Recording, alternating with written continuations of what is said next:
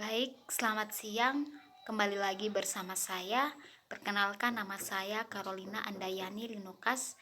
Saya mahasiswa semester 6 dari jurusan Sosiologi, Fakultas Ilmu Sosial dan Ilmu Politik, Universitas Nusa Cendana Kupang. Pada kesempatan ini saya akan menjelaskan materi tentang politik sebagai senjata nuklir yang ditulis oleh Andre Vater.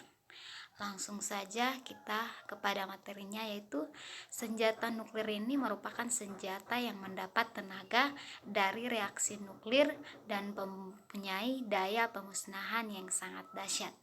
Sementara itu, ilmu nuklir ini mungkin tampak eh, menakutkan untuk didengar oleh manusia. Ya, pada saat ini senjata nuklir tetap menjadi pusat keamanan internasional di zaman modern dunia pada saat sebelumnya. Karena itu, sebagai sarjana politik nuklir dan strategi nuklir adalah sangat penting untuk memahami beberapa dasar tentang bagaimana dan mengapa bom nuklir tersebut bekerja. Secara khusus, penting untuk diketahui bagaimana proses yang terlibat dalam ledakan nuklir tersebut, dan juga bahan apa yang akan kita butuhkan untuk bom nuklir ini. Pengujian nuklir ini memfasilitasi pengembangan keseluruhan senjata yang dapat digunakan dalam setiap aspek perang pasca Perang Dunia Kedua. Hasil adalah nomenklatur bagi istilah dan terminologi dan serangkaian metode baru untuk mengirimkan bom ke sasarannya.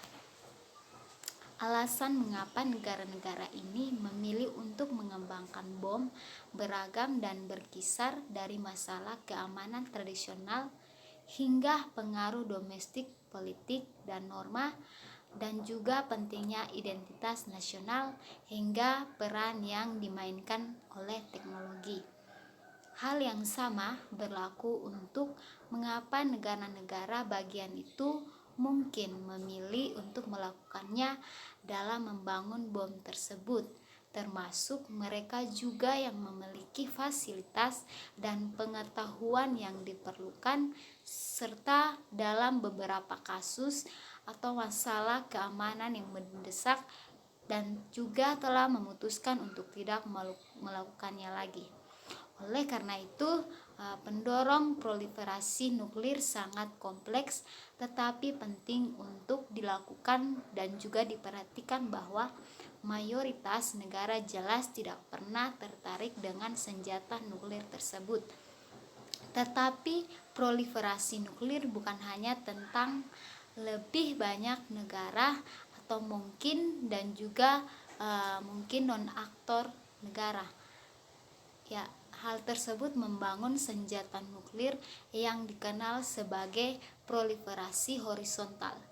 Itu juga mencakup tantangan yang ditimbulkan oleh proliferasi vertikal, yaitu peningkatan dalam kualitas dan kualitas senjata nuklir menurut negara yang telah memiliki bom nuklir tersebut. Gagasan revolusi nuklir mengisyaratkan hal yang sangat merusak kapasitas senjata nuklir secara fundamental, mengubah cara berpikir negara tentang politik internasional. Perang besar antar negara bagian tidak bisa lagi berjalan sesuai dengan pilihan dari kebijakan, karena pemusnahan massal dan korban jiwa yang akan ditimbulkan dari penggunaan senjata nuklir. Senjata nuklir ini telah bergeser secara fundamental dan juga keseimbangan antara serangan dan pertahanan, yang berarti ada lebih sedikit yang bisa diperoleh dan dimulai permusuhan terhadap negara di bagian yang lain. Dengan beberapa negara bagian juga dalam posisi ini memiliki kemampuan senjata nuklir laten atau virtual. Ada juga perasaan bahwa zaman nuklir kedua akan jauh lebih berbahaya daripada zaman nuklir pertama. Meskipun sampai sekarang rasa takut ini belum benar-benar terwujud. Amerika Serikat membuat bom itu karena takut akan kemungkinan Nazi Jerman bangun dulu, yaitu yang pertama, Uni Soviet membuka bom karena mereka merasa terancam oleh Amerika Serikat. Yang kedua, Inggris dan Prancis membuat bom tersebut karena mereka merasa terancam oleh Uni Soviet. Cina membangun bom karena merasa terancam oleh Amerika Serikat dan Uni Soviet. Israel membuat bom karena merasa terancam oleh tetangga Arabnya. Yang berikut, India juga yang membuat bom karena merasa terancam oleh Cina. Pakistan membuat bom karena merasa terancam oleh India. Korea Utara membuat bom tersebut karena merasa terancam oleh Amerika Serikat.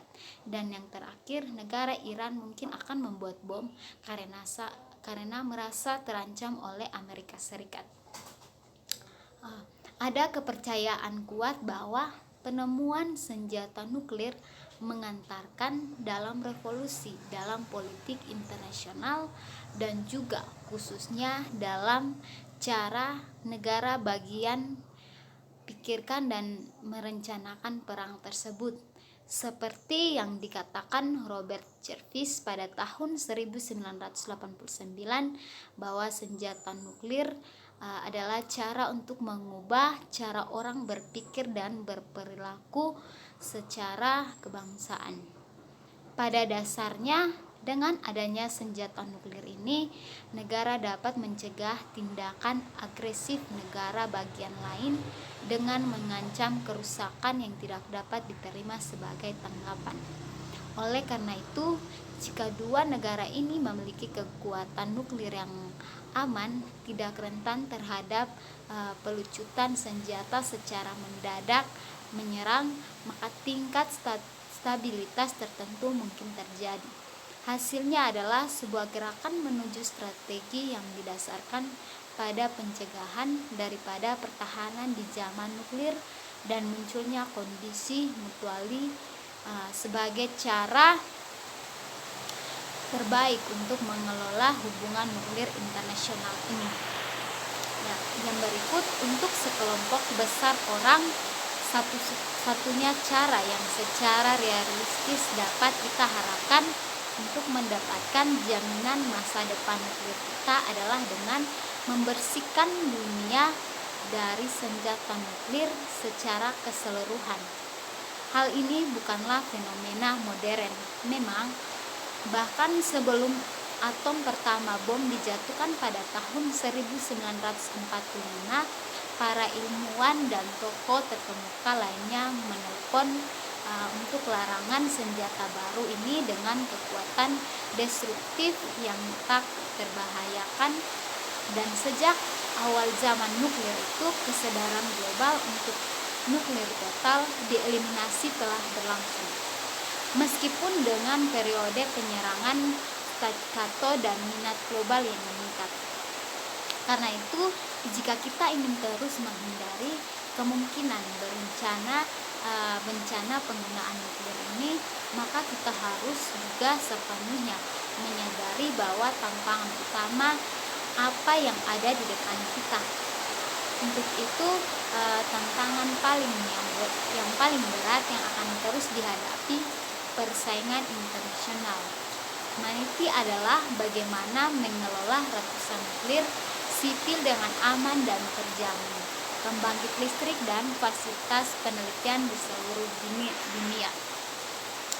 Kesimpulan yang saya ambil yaitu bahwa buku ini telah ditulis baik oleh penulis tersebut dan dipandang sebagai paduan referensi untuk subjek nuklir senjata, tetapi juga sebagai kontribusi langsung terhadap apa yang saya penulis anggap penting atau kesenjangan pengetahuan publik secara umum. Dengan cara ini, buku ini tidak dimaksudkan sebagai taktik menakut-nakuti siapapun, Meskipun penulis berharap agar ini juga dapat membantu orang untuk menyadari yang akan tingginya kepentingan yang terlibat dalam subjek, melainkan sebagai permohonan untuk pemahaman yang lebih baik dan juga sebagai senjata yang mendominasi kehidupan selama 7,5 dekade. Ya, itu sangat banyak mantra dari buku ini yang merupakan cara terbaik untuk bertahan hidup bagi generasi berikutnya. Dan juga era nuklir ini adalah melalui pengetahuan, pemahaman, dan juga apresiasi dinamika yang begitu sering kita terima begitu saja atau kita tidak sadari. Memang apapun masa depan nuklir kita, entah itu penghapusan total seperti sebagian berharap bahwa status kita itu yang dikelola dengan baik, lebih baik, atau mungkin lebih mungkin di suatu tempat diantaranya pengetahuan menghadirkan kekuatan untuk meredahkan mimpi buruk skenario nuklir masa depan. Ya, cara terbaik untuk maju di dunia nuklir kita pada saat ini tentu saja tergantung pada kita untuk membaca dan memutuskan. Penulis telah mencoba secara sadar dan semoga berhasil.